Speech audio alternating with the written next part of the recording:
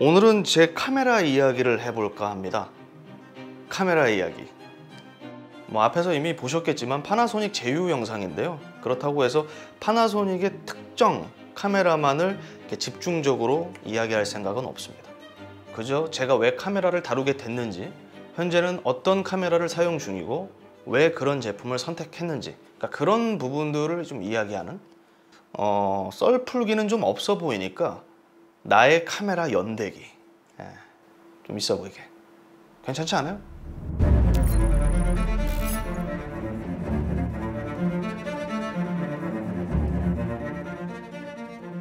제가 본격적으로 카메라를 다루기 시작했던 때가 2006년이었습니다. 딱 20살. 제 기억이 맞다면 한창 국내에 대형 모니터들, LCD 모니터들이 들어오는 시점이었어요. 그때 24인치, 그러니까 24형 모니터도 굉장히 큰 거였습니다. 어느 날 제가 20평 크기의 LCD 모니터를 구입하게 됩니다.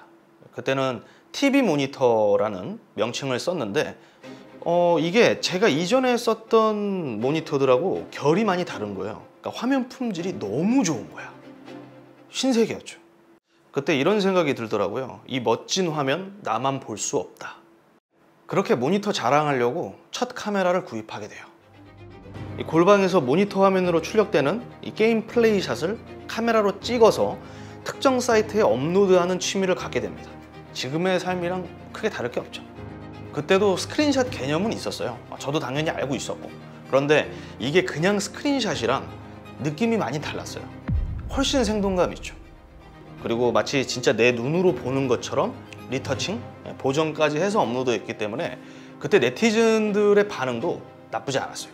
그 게임 사진 보정하려고 포토샵도 공부한 거예요. 아직도 기억나요. 무작정 따라하기? 그렇게 하다 보니까 자연스레 모니터 리뷰도 하게 되고 모니터 업체와 또 일도 함께 했던 기억이 있어요. 그때 제가 구매한 첫 카메라가 이거 말해도 될지 모르겠는데 뭐 되겠죠? 코닥 P880입니다. 마음 같아서는 당연히 DSLR 갖고 싶었죠. 그때는 거의 뭐 꿈의 카메라였어요, 저한테. 나이는 어려, 돈은 없어, 카메라 스펙도 볼 줄 몰라. 그러니까 눈에 띄는 게 이거밖에 없는 거야. 딱 내가 살 수 있는 카메라. 추가적으로 코닥 특유의 색감, 느낌이 너무 제 스타일이었어요. 그때부터 카메라는 저랑 이제 뗄래야 뗄 수 없는 그런 친구가 됐죠. 단순 도구 개념이 아니었어요, 저한테. 아무것도 모르는 어린 친구가 돈 탈탈 털어서 산 거예요. 안 소중할 수가 없지. 내 첫 재산. 이때는 몰랐지. 내 재산이 그렇게 안 불어날 줄은.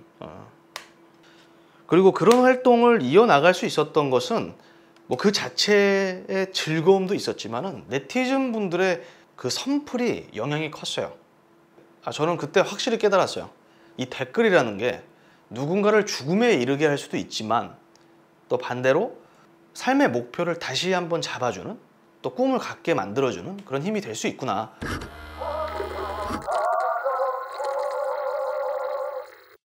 제가 2009년에 전역하고 바로 취직을 합니다. 취직한 곳이 중소기업이었는데 제가 했던 일이 뭐였냐면은 안전화, 안전복 이런 거 사진 찍어서 포토샵으로 보정해서, 이게 뭐라 그러지? 그러니까 디자이너 분들이 하던 거를 제가 했어요. 전문 디자이너가 아닌데. 그러고는 계속 이직. 그리고 2014년 제가 유튜브를 시작하게 되죠. 아까 전에 제가 구매했던 카메라, 이 카메라는 죽었어요. 지인한테 빌려줬는데 기어코 고장나더라고. 저는 웹캠으로 유튜브를 시작했어요. 지금하고 외모가 많이 다르죠? 일부 시청자분들이 매번 이제 같은 사람 맞냐고 이렇게 질문을 하세요. 10년이면 강산이 변합니다. 저 때가 20대 중반, 지금이 30대 중반입니다. 이 정도면 곱게 늙은 거예요. 여튼 그렇게 유튜브 활동하고 회사 생활을 병행합니다. 그리고 막 고민하게 됩니다. 나의 차세대 카메라는 무엇일까? 이전에 구입했던 브랜드로 또 가야 되나? 막 이 생각하다가 상황을 좀 봤죠. 근데 보니까 이쪽은 너무 필름에만 진심인 거야. 그러니까 세대 교체가 많이 늦었어요. 그래서 저거 가면 안 되겠다. 다른 브랜드를 보게 됩니다. 그래서 이제 구입하게 됐는데 그게 파나소닉 루믹스 G7이었어요. 저는 이제 그렇게 루믹스와 연을 맺게 된 거죠. 당시 4K 레코딩이 가능한 미러리스가 얼마 없었는데 그중 하나였어요. 루믹스 GH4라는 대안이 있었는데 돈이 없어가지고 자기 합리화하면서 아니야, 최신 기기인 G7이 더 좋다 이러고 G7을 산 거예요. 제가 IT 매체 그 더기어라는 곳에서 근무했었는데요. 그때 초중반까지는 G7으로 대부분의 영상을 찍었었어요. 그렇게 카메라와 더 친해지고 알게 되고 하니까 이제 눈에 들어오는 게 더 많아지는 거예요. 이때부터 투자를 빙자한 무한 지출이 시작됩니다. 욜로 그 자체였어요. 2016년 8월 그때쯤에 제가 이제 G7을 처분하고 다른 카메라를 구입하게 되는데요. AEG DBX200 빨갛고 되게 아기자기하게 생긴 멋스럽게 생긴 캠코더예요. 이게 국내에서 400만 원대에 판매됐던 캠코더였고요. 이걸 왜 샀냐면 캠코더에 대한 그 경험이 전무하니까 경험치 쌓으려고 구매를 한 거예요. 그리고 뭐 또 다른 환상도 좀 있었고. 그런데 구입하고 나서 얼마 못 씁니다. 왜일까요? 크고 무거워서. 그때 제 이동수단은 바이크밖에 없었거든요. 맨프로토라는 브랜드가 있었어요. 그 가방에 캠코더를 집어넣고 탑박스 위에다가 이렇게 걸쳐서 다닌 거예요. 그게 한두 번이지 계속 되니까 너무 지치더라고요. 물론 제가 그때 자동차가 있었으면 그냥 트렁크에 박고 다녔으면 됐는데 안 되니까 그게. 그래서 약 3개월 정도 쓰다가 처분합니다. 아, 이건 아니다. 이렇게 내가 무리수를 둘 필요는 없다. 2016년 11월쯤 C사의 플래그십 DSLR로 넘어갑니다. 당시 일부 카메라 제조사들이 이제 DSLR에 4K 녹화 관련된 어떤 기능들을 막 집어넣기 시작했던 거예요. 당연히 이제 풀프레임 DSLR에 대한 그런 환상도 좀 있었고 경험을 하고 싶으니까 바로 넘어갔죠. 한 450만 원 정도 됐었어요. 바디 가격만. 이 제품도 사고 나서 엄청 좋았죠. 껴안고 잤어요. 과장 안 하고 진짜 껴안고 잤어요. 그런데 그것도 한 1년 씁니다. 이미지 품질을 떠나서 이전에 그 루믹스 인터페이스가 너무 생각이 나는 거예요. 좀 더 친절하고 좀 더 편했던. 붙박이 디스플레이는 그렇다 치고 영상 코덱 쪽이 좀 문제였어요. 4K 영상을 촬영하기 위해서는 그 기기 같은 경우에는 CF 카드가 반드시 들어갔어야 됐고요. 비트레이트가 굉장히 높았어요. 500 정도 됐던 걸로 기억해요. 몇 분 찍으면 128GB CF 카드가 꽉 차는 거야. 그때부터 이제 골치가 아파진 거죠. 그래서 막 인터뷰 촬영할 때는 FHD로 찍었어요. 그냥 SD 카드로. 그렇게 불편함을 감수하면서 살고 있는데 2017년 그때 때마침 제 눈과 귀를 멀게 하는 미러리스 카메라가 등장합니다. 파나소닉 루믹스 GH5.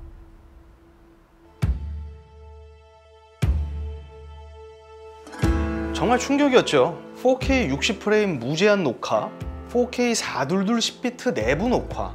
당시 다른 브랜드의 카메라들에게서는 경험하기 힘든 옵션들이었습니다. 카메라 경우에는 보통 국내 출시가 가장 늦잖아요. 그렇기 때문에 출시되기 전에 제가 그 프로들이 찍어놓은 그 GH5 푸티지들을 유튜브로 계속 돌려봤어요. 군침 흘리면서, 질질 흘리면서. 사바나? 사바나는 아닌데 야생을 담은 와일드 어쩌고 저쩌고 영상이었는데 그거 하나랑 그리고 어두운 작업실에서 용접을 하는 그런 두 개의 영상이 아직도 잊혀지질 않아요. 강렬하고 진득한 색감이 일품이었어요. 그냥 색감만 좋은 것도 아니야. 아무래도 이제 해상도가 높으니까 또 뭐랄까 그 짜릿한 맛이 있었어요. 내가 이전에 좀 썼던 4K랑 다른데? 그랬죠. 나오고 나서 일주일 뒤에 그냥 바로 구입합니다. 저는 너무 만족스러웠죠. 다소 부정확한 AF가 아쉬움을 남겼는데 그 아쉬운 점들을 좀 상쇄시킬 수 있는 장점들이 너무 많았어요. 드디어 내 손에 맞는 내가 꿈꿨던 이거 너무 좀 높게 보는 건가? 어쨌든 그런 카메라를 드디어 얻게 된 거예요. 게이밍 마우스도 그렇잖아요. 고급 센서 뭐 이런 저런 기능들 마우스 자체가 내 손에 안 맞으면은 오래 못 써요. 그잖아요. 카메라도 똑같더라고요. 그래서 이제 보유하고 있었던 기존 카메라랑 뭐 렌즈들 싹 처분해요. GH5 한 대 더 드리고 마이크로 포서드 렌즈를 막 사기 시작해요. 그리고 마이크로 포서드 렌즈가 상대적으로 작잖아요. 풀프레임 렌즈 생각하면 작은 만큼 가격도 저렴했어요. 개인적으로 GH5를 쓰면서 좀 아쉬웠던 부분 중에 하나가 뭐 AF 퍼포먼스 제외하고 고감도 촬영이었어요. 물론 이전에 아까 썼던 그 DSLR도 고감도 촬영에 굉장히 취약하긴 했으나 그래도 GH5니까 이것 또한 좋았으면 어땠을까, 고감도까지. 그런 좀 아쉬움과 욕심, 이게 남더라고요. 예전에는 좀 장난감 같은 느낌을 줬다면 이제는 진짜 이거는 카메라다 라는 느낌을 줬다는 거죠. 잘 쓰고 있는데 약 1년 뒤에 파나소닉이 이상한 제품을 하나 발표합니다. GH5 파생 모델인 GH5S를 내놔요. 저조도 고감도 특화 바디였습니다. 기존 GH5 브이로그 픽처 프로파일 기준 노이즈 임갭 값이 ISO 1600입니다. 그 위로 올라가면 이제 노이즈가 많이 보여요. 그런데 GH5S는 그보다 한참 높은 ISO 6400, 더 나아가서 8000까지 적극 수용 가능한 노이즈 억제력을 갖고 있었습니다. 듀얼 네이티브 ISO라는 기술 덕분에 가능해진 거죠. GH5 잘 쓰고 있었는데 이런 거 보면 또 못 참죠. 눈 뒤집어지지. 아까 전에 아쉬웠던 점이 그거였잖아요. 고감도. 근데 이런 게 나온 거야. 길게 고민할 필요가 없었어요. 이 GH5S를 구매하는 것도. 지치야, 동생 왔다. 동생 받아라. 웃돈까지는 아닌데 이 출시가가 원래 좀 비싸요. 카메라들이 비싸게 이제 또 삽니다. 280이었나? 아마 그랬을 거예요. 그래서 일반적인 촬영은 GH5로 하고 실내 이제 붙박이 촬영은 GH5S로 했죠. 참고로 GH5S는 이 바디 손떨림 보정 기능이 없어요.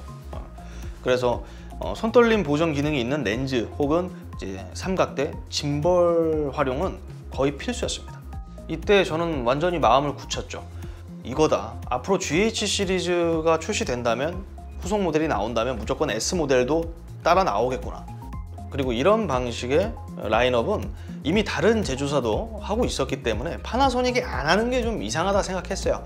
다만 마이크로 포서드에서 이 정도의 고감도 성능이 나올 줄은 몰랐던 거죠. 예상하지 못했던 거지.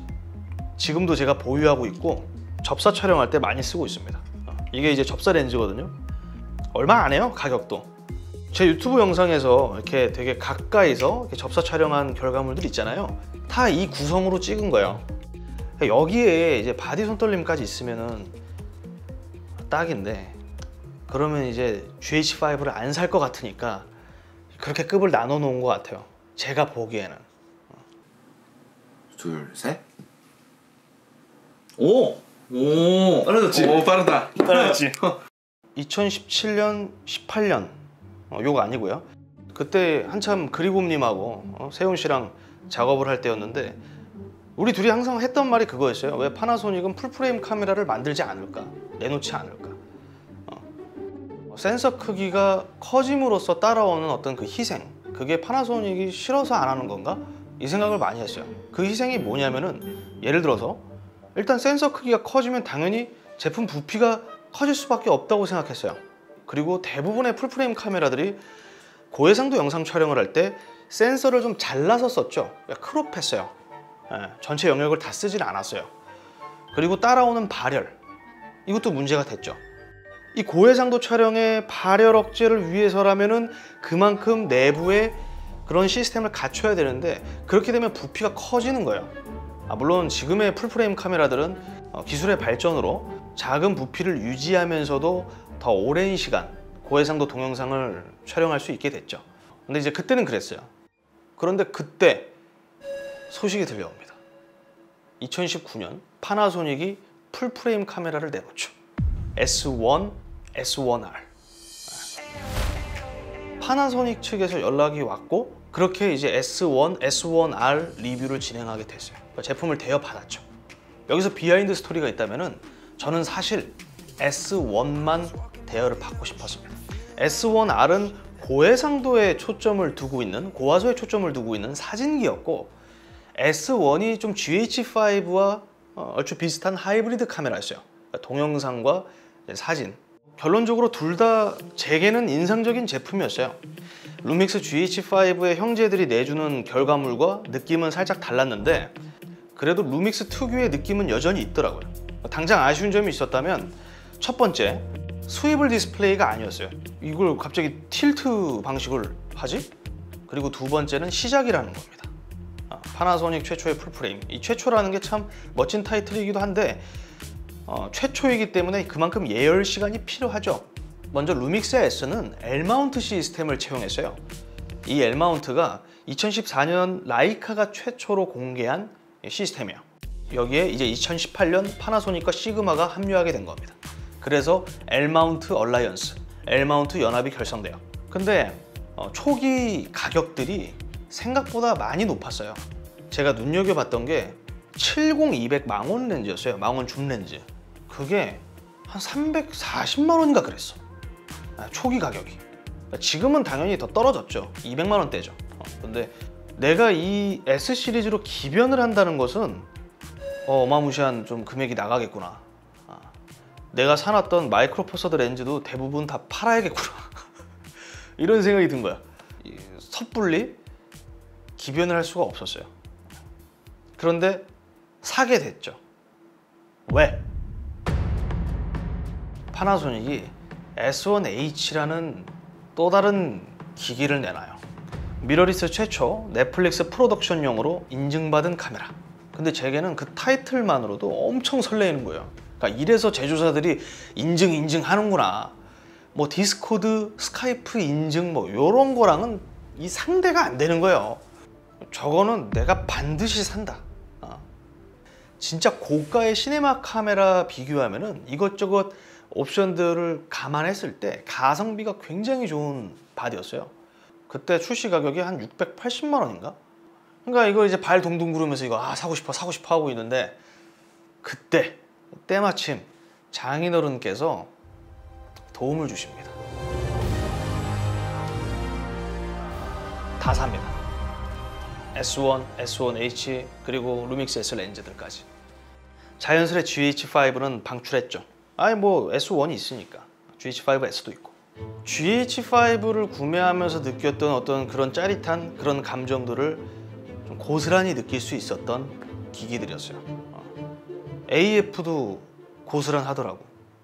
지금은 펌웨어 업데이트로 AF 성능이 좀 극적으로 향상되긴 했는데 지금보다 더 좋아져야 한다고 저는 한 3번은 생각하고 있고요. 그리고 또 다른 아쉬운 점이 있었다면은 이 루믹스 S 시리즈, S1, S1H 이런 친구들이 부피가 제법 컸어요. 작업할 때 다른 작업자분들한테 이 카메라들을 좀 들려드리면 대부분 좀 부담스러워 하시더라고. 그러니까 기존에 자기가 써왔던 이 미러리스 카메라들보다 부피가 크니까 거기서 약간 좀 불안해하는 것도 있었고 그러니까 기동성 부분에서도 좀 떨어졌죠. 그렇게 2020년에 저는 제가 원했던 루믹스 S 시리즈들을까지 모두 보유하게 됩니다. 보통 이제 카메라 후속 모델이 나오는데 약 4년 정도 시간이 걸려요. 그러니까 올림픽 주기를 생각하시면 되는데 그런데 파나소닉이 또 새로운 카메라를 내놔요. 루믹스 S5. 기존 S 시리즈들 대비 경량화된 풀프레임 미러리스 카메라였습니다. 심지어 기존 GH5 시리즈보다도 작아요. 당연히 저는 뭔가 타협 많이 받겠지 이런 생각했는데 또 그렇지만도 않아. 기존 S 시리즈와 이미지 품질적으로 큰 차이가 없었고요. 아까 전에 보여드렸던 GH5S 그리고 S1H 등등 이런 바디들처럼 듀얼 네이티브 ISO 기술까지 적용됐습니다. 자세히 따지고 들어가면 급을 나눠 놓긴 했는데 그 나눔이 상당히 겸손했어요. 그러니까 제 눈에는 이 루믹스 S5라는 바디가 정확하게 팀킬 바디였어요. 다른 형제들을 조금 죽이는. 저는 어떻게 했을까요? S1 방출하고 S5를 드립니다. 루믹스 S5는 제가 가장 많이 쓰고 있고 가장 많이 가지고 다니는 카메라예요. 아까 전에 그 다른 작업자분들, 제 와이프도 포함해서 S5는 그렇게 부담스러워하지 않더라고요. 이제 내 영상이나 만들자. 더 이상의 지출은 없다. 그랬더니 벌써 시간이 이렇게 지났습니다. 그리고 2022년 또 나오죠. 돌아옵니다. 그게 루믹스 GH6. 다시 생각해보니까 내가 2017년에 GH5를 리뷰했으니까 그쵸, 나올 지 됐죠.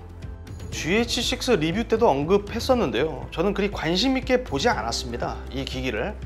어차피 좋은 바디들 다 쓰고 있었기 때문에. 그런데 출시 시기가 다가오면서 일부 구독자분들이 종종 댓글을 달아주시더라고요. GH6 리뷰 안 하시나요? 근데 그때 제가 이제 댓글로 다 달아드렸어요. 예정이 없다고. 근데 파나소닉 측에서 연락이 오죠. 리뷰 하겠느냐. 그러니까 그 댓글들이 생각나더라고요. 하겠다고 했죠. 그렇게 해서 한 거예요, GH6 리뷰를. 결론적으로 GH6는 파나소닉이 이 마이크로 포서드라는 카메라에 얼만큼 진심인지 알 수 있게 해준 바디였어요. 이거는 제 예상과는 좀 많이 달랐죠. 대체 마포에 무슨 짓을 한 거야? 이런 좀 생각이 들 수밖에 없는 바디였어요. 루믹스 S 시리즈와 저울질할 수 있는 바디? 마이크로 포서드 폼팩터임을 감안하면 절대 무시할 수 없는 제품이었죠. 그러니까 GH5와 S1H, 카메라와 캠코더가 결합된 그런 카메라가 GH6예요. 역대 루믹스 중 가장 좋은 AF 성능, 아름다울 정도로 안정적인 흔들림 보정, 무자비한 양의 레코딩 포맷, 보다 시네마틱한 감성의 영상을 담아낼 수 있는 카메라. 이런 생각이 들더라고요. 또 GH6가 이 정도면 GH6S는 어느 정도일까? 솔직히 제 마음속에는 내부 쿨링팬까지 갖고 있잖아요. 충분히 저는 듀얼 네이티브 ISO까지 넣을 법하다고 생각하거든요. 그럼 소비자 입장에서는 이거 하나만으로 끝나는 거지. 근데 그렇게 하질 않았죠. 루믹스 S1도 초기에는 이 듀얼 네이티브 ISO 기능을 지원하지 않았어요. 근데 그게 나중에 업데이트로 지원하게 됐죠. 가능성 있거든. 그러면 진짜 이건 진짜 명기지. 자, 여기까지가 제가 보유한 경험한 카메라 이야기였습니다. 생각보다 그렇게 많지는 않죠. 그리고 대부분이 루믹스입니다. 그래서 한 번쯤 정리하는 그런 시간을 갖자 했는데 이렇게 하게 됐네요. 일단 저는 앞으로도 파나소닉 루믹스 패밀리는 계속 가져갈 생각이고요.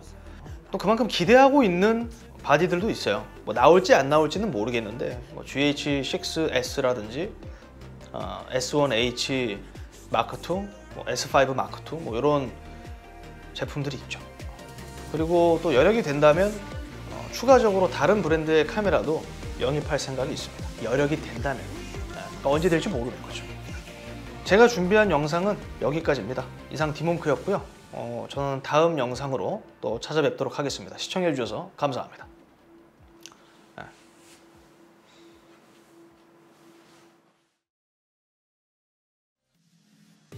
유튜버를 꿈꾸는, 유튜브에 입문하시려는 분들에게 이 10년차 비인기 유튜버로서 말씀드리면은 영상 장비, 품질 좋으면 좋은데 그렇게 중요하지 않아요. 대부분 모바일로 보기 때문에 뭘로 찍는지도 잘 몰라, 사람들은. 그리고 마지막으로 바람이 있다면 루믹스 유저가 좀 많이 늘었으면 좋겠어요. 밖에 나가가지고 이렇게 놀다 보면은 루믹스 유저가 그렇게 많이 안 보여. 많이 보였으면 좋겠어요. 그게 은근히 되게 반갑다. 저희 인생을 바꾼 카메라가 GH5였다고 저는 생각을 해요. GH 시리즈, S1 시리즈에서 느꼈던 그 짜릿함과 즐거움 이런 거는 뭐 솔직히 다른 카메라에서 크게 못 느끼고 있는 것 같아요. 그냥 밥 벌어먹고 살아야 되니까 쓰는 거지.